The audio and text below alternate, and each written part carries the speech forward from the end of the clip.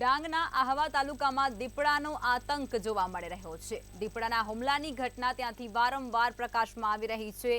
ત્યારે 52 વર્ષીય આધેડ પર દીપડા દ્વારા હુમલો કરવામાં આવ્યો છે। ત્યારે જવતાડા ગામે ગાયને શોધવા ગયેલ શખ્સ પર દીપડાએ હુમલો કર્યો હતો। માથા અને આંખના ભાગે તેઓને ઈજાઓ પણ પહોંચવા પામી છે। જો કે ઇસમને સારવાર અર્થે આહવા સિવિલ હોસ્પિટલે પણ ખસેડવાની ફરજ પડી છે।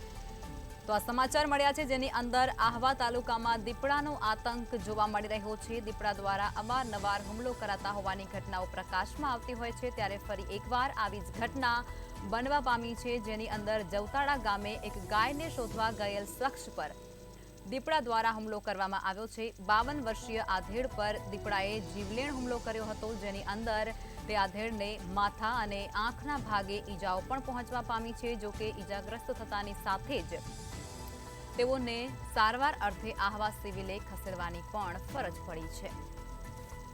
તો આહવા તાલુકામાં પણ હવે દીપડાનો આતંક જોવા મળી રહ્યો છે।